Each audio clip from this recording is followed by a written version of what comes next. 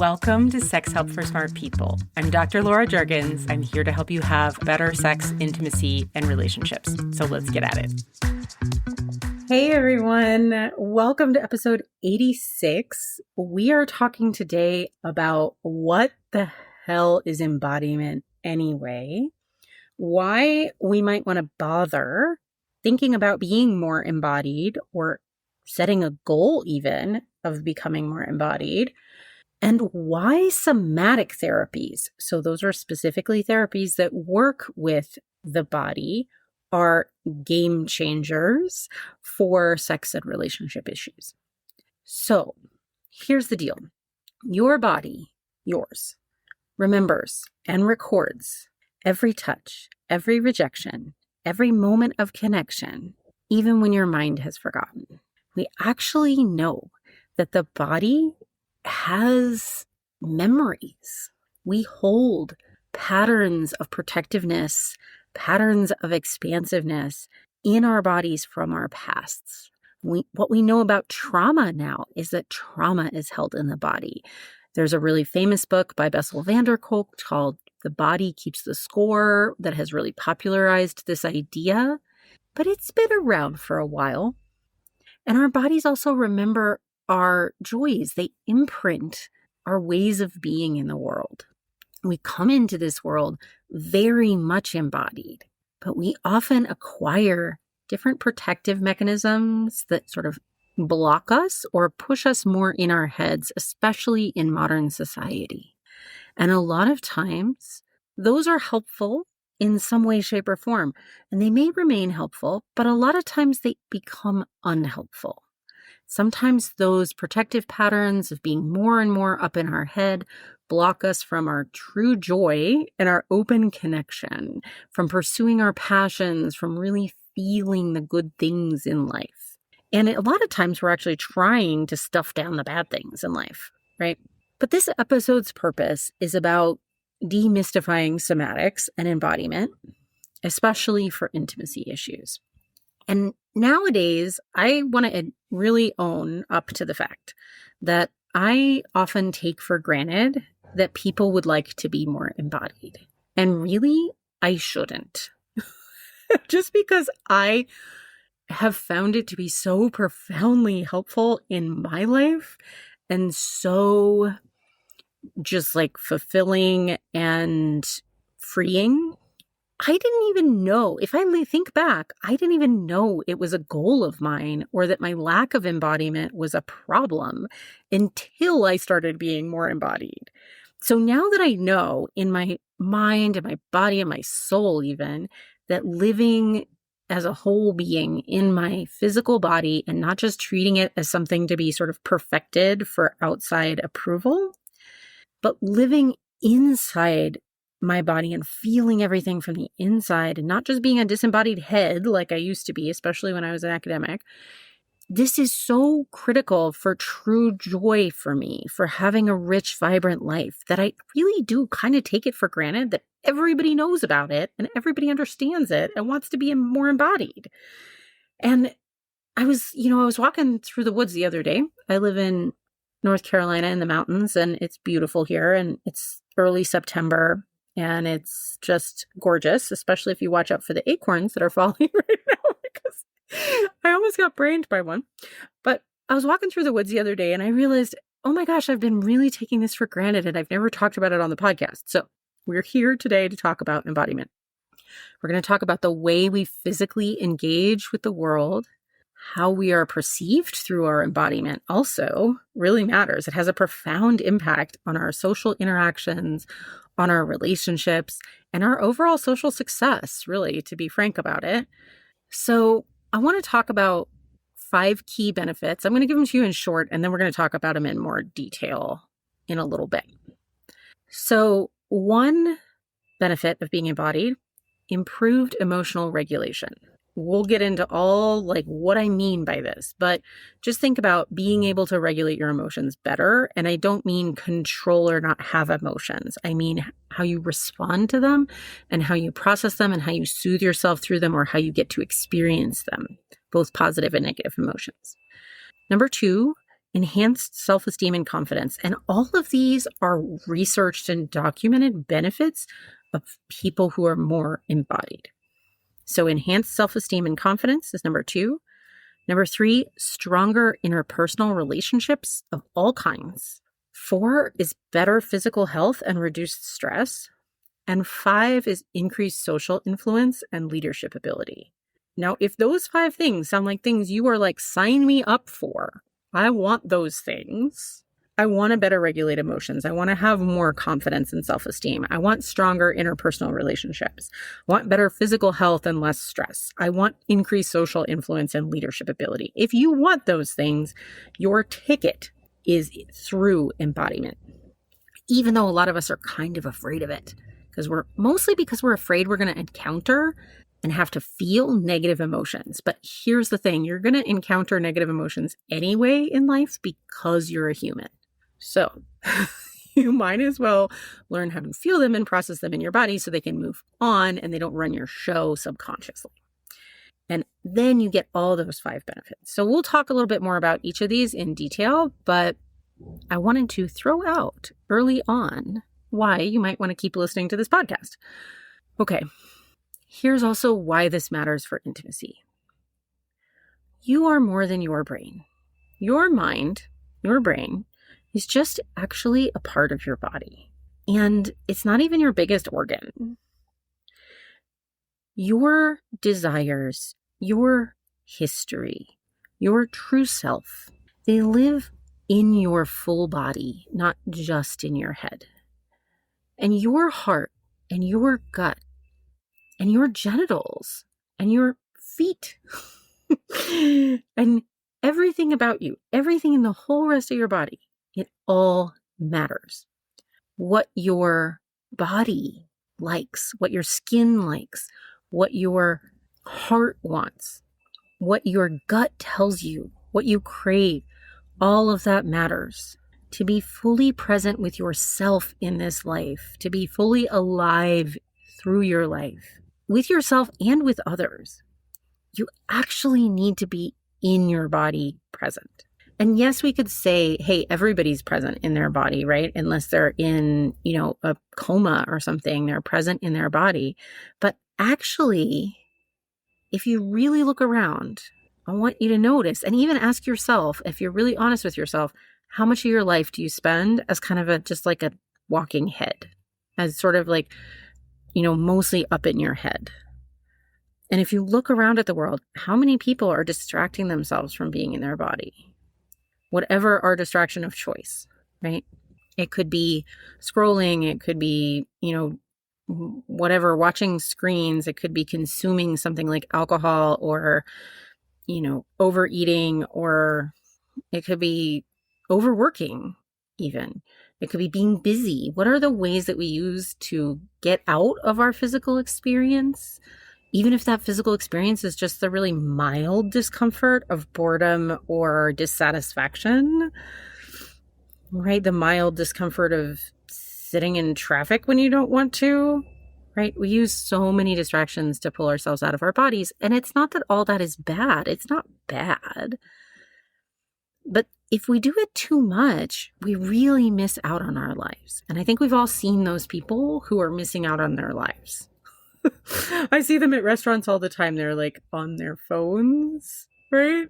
Instead of like engaging with the partner or with their meal or just with their own sensations. And I've been that person. I have absolutely been that person. I tend to read books while I'm eating. It's a really bad habit because I love eating good food. So we are designed to be fully embodied. Babies are. But we grow these armors and protections around us that disconnect us from our own experience. And they're not wrong. We often need them, at least temporarily. But when we carry them around longer than their useful shelf life, they get fixed and stale. And they cut us off from our full selves and each other. So what does it look like when we're disconnected from our bodies? And I see this all the time, both with myself and with my clients. And I do it less, but it's not that I don't do it at all, right? I think it's okay to keep some level of not being fully embodied all the time. In modern society, that would be a real challenge. But a lot of us are living in this kind of constant state of mild dissociation.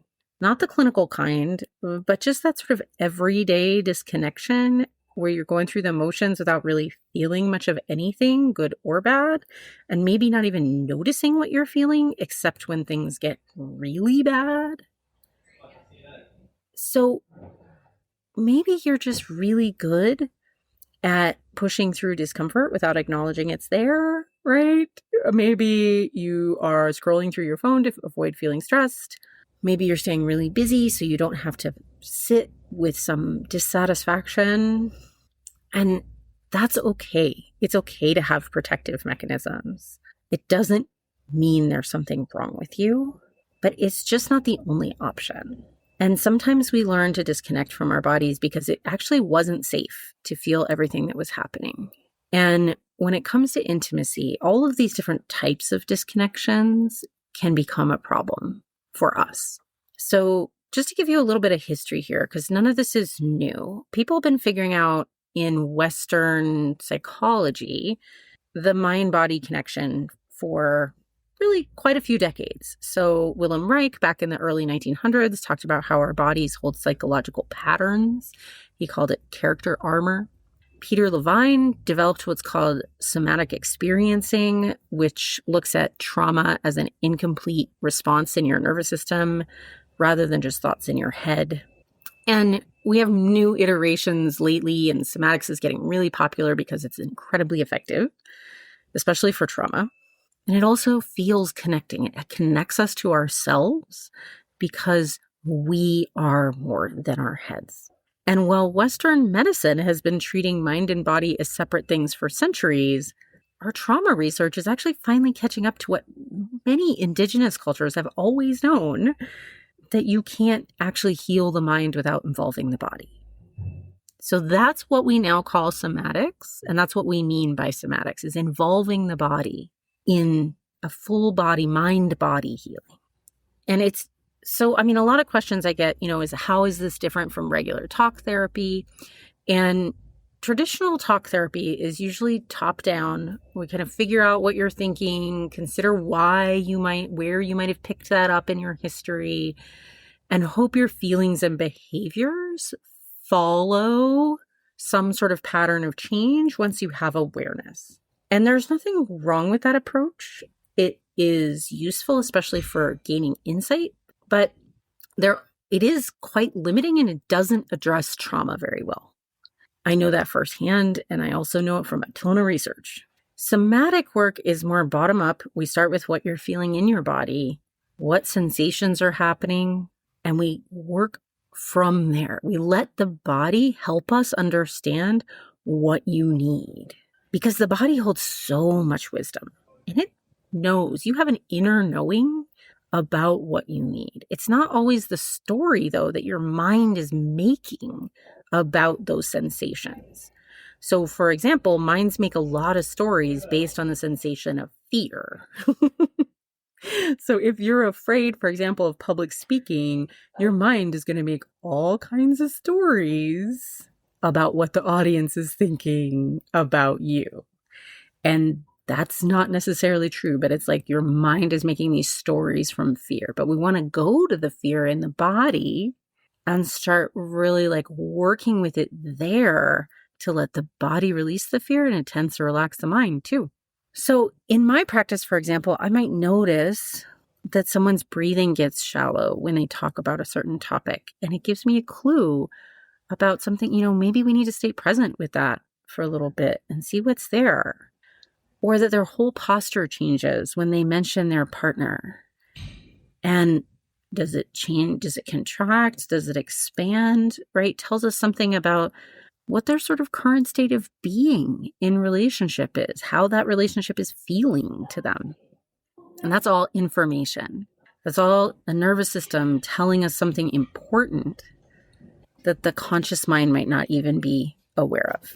So here's where this gets really practical for intimacy challenges.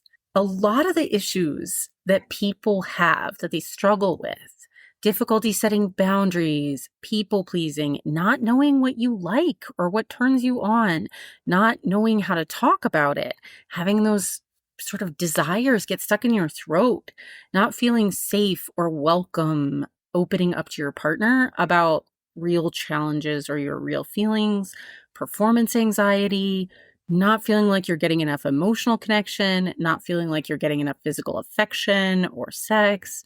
These aren't just mental health issues. They are not. They are nervous system issues. They are embodied experiences.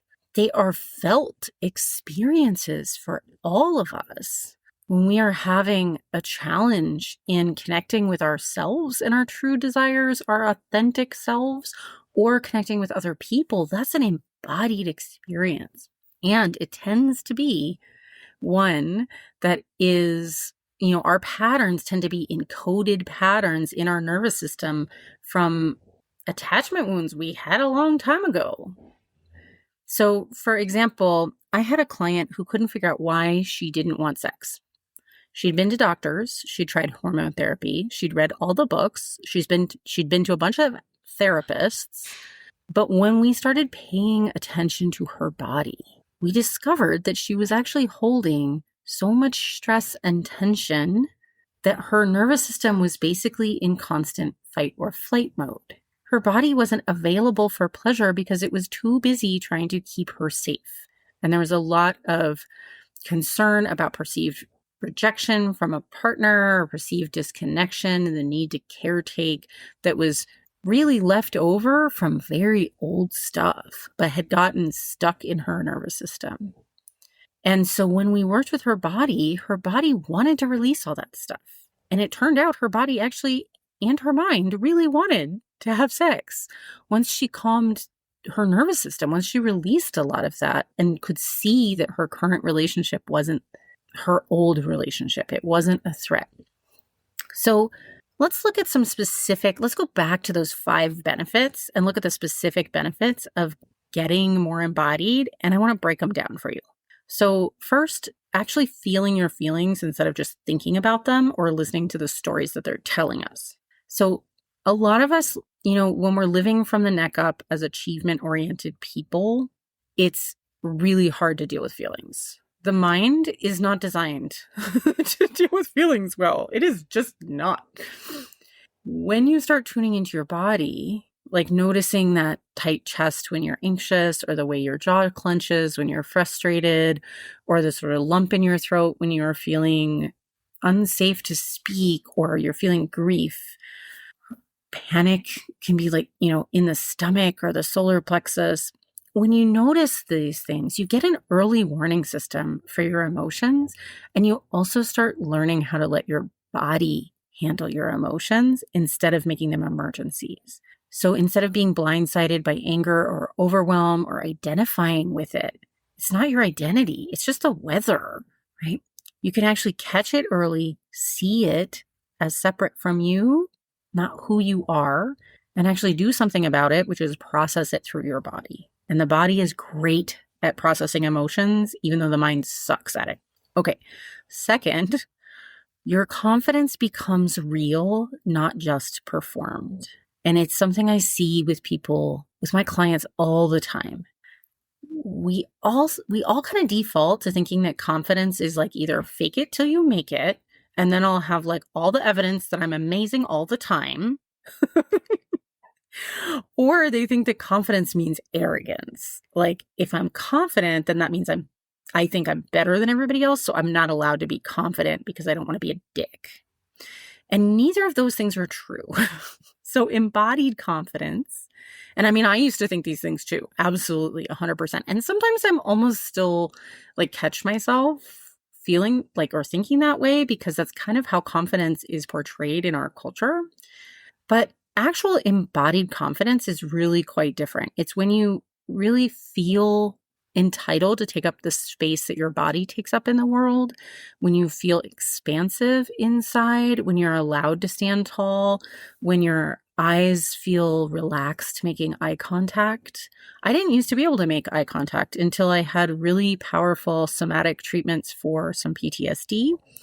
And all of a sudden, literally, literally in the course of after 1 3-hour treatment, I could make eye contact with people. And it never went away. Ever since that moment, I have been able to make comfortable eye contact with people. This is embodied confidence. Your nervous system starts getting the message that you're safe and you're capable. And other people can then pick up on it. And it's not about pretending. It's about your body and mind being on the same team and on the same page about your worth. That your worth is unshakable. You were chosen by evolution, the universe, whatever you choose to believe in. You were chosen to be here. And you are therefore worthy of being here. End of story. You can't lose it. You can't gain it. You are just 100% worthy. Nobody else is any less worthy than you. Nobody else is any more worthy than you. It is an internalized knowing, and your body knows. Your body already knows you're worthy. The only places where we wind up feeling unworthy are in our mind. Okay. Second. No, we just did second. Third, your relationships get way more authentic. When you are present in your body, you are actually able to be present with other people. When you are really present with yourself, there is someone there for them to connect with. You can notice people's energy. You can feel it when something's off. And you're not just, waiting for your turn to talk out of anxiety. And I mean, this happens to me. I know what that feels like. That's kind of a lot of my life actually has been sort of super high social anxiety and feeling like I had to impress people or perform in order for them to approve of me. And that was all coming from my head. So I see this a lot with couples, the way that embodiment encourages more authentic relationships because it enables attunement.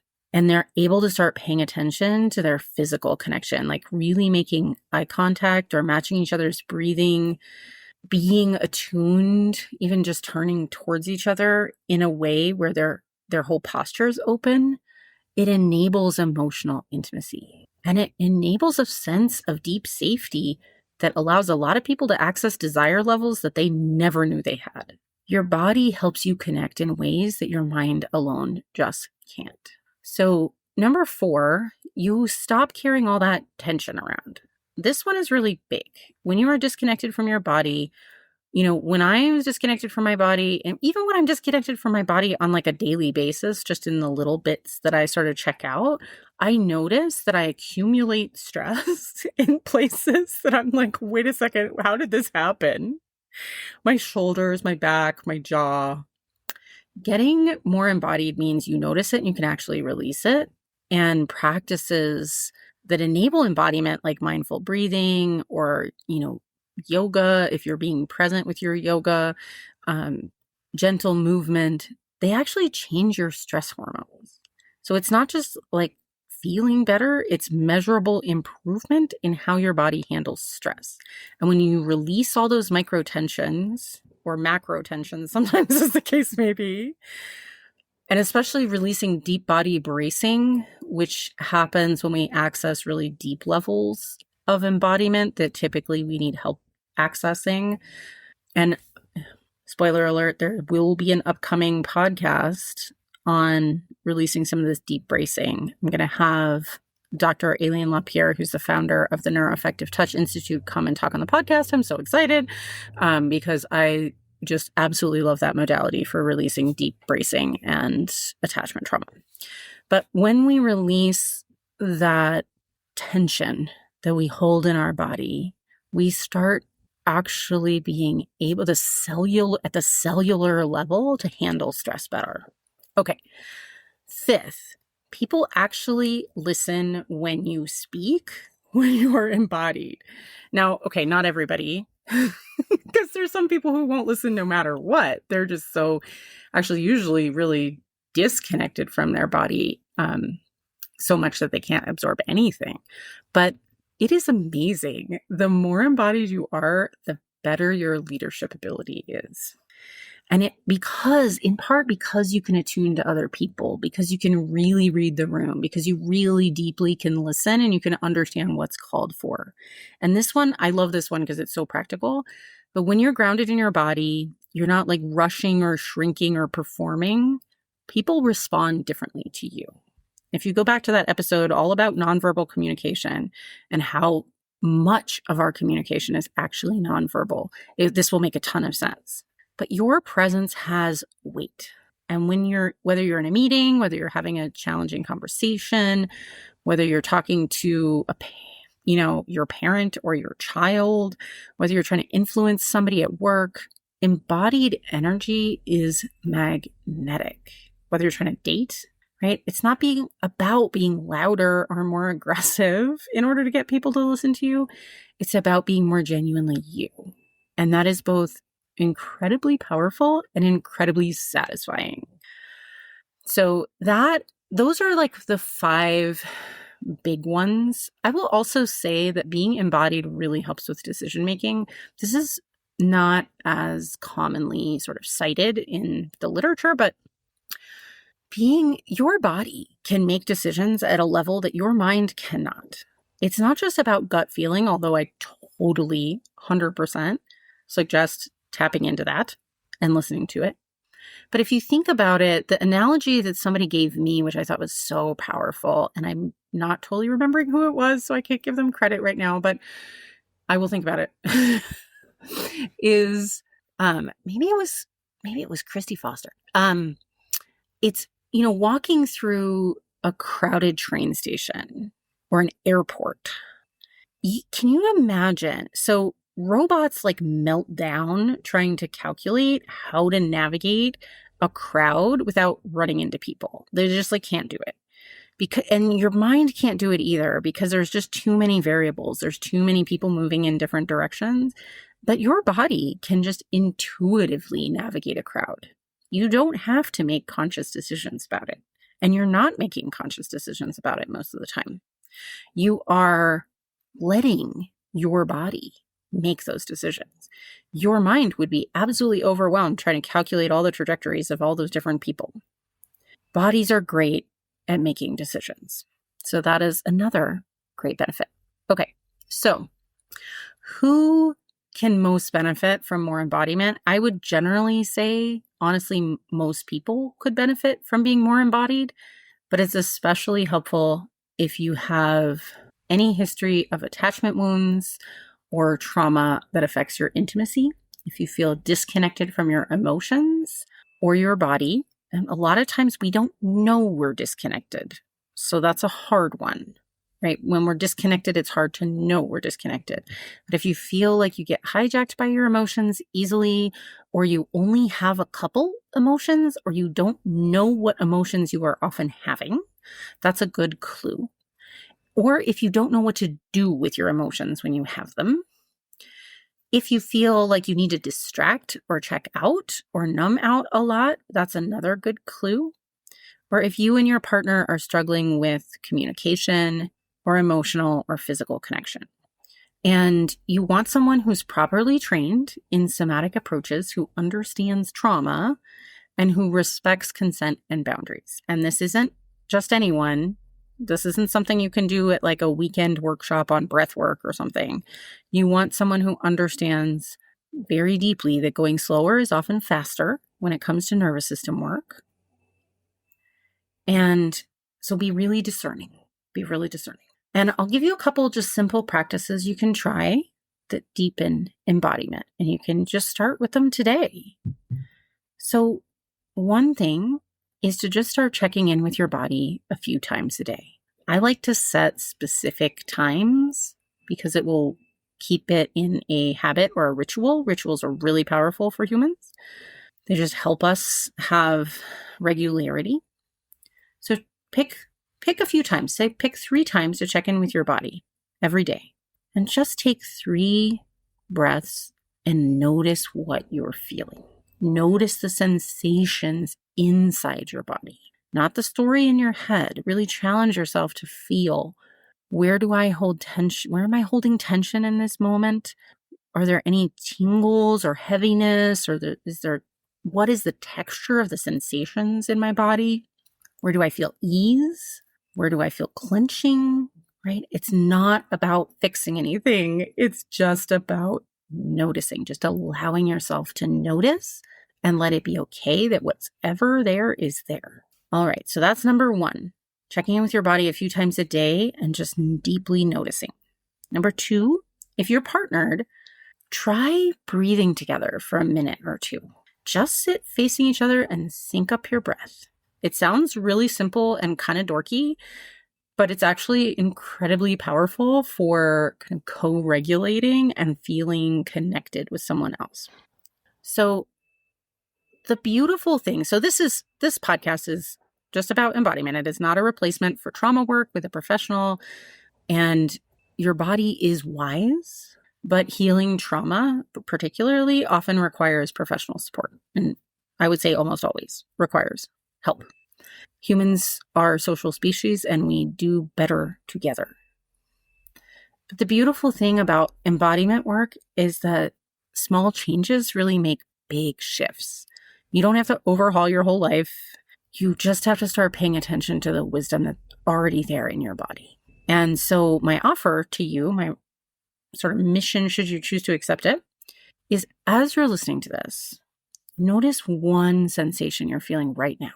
And maybe it's just your feet on the floor or your back against a chair or a little tension in your jaw, or maybe it's the feeling of air moving across your skin or the feeling of sunlight on your shoulder. Just notice some sensation. That's embodiment. You are already good at it. You already have an innate capacity for it. You were born with that. And that's the foundation for everything we've been talking about. All right, my dears, I will see you here next week.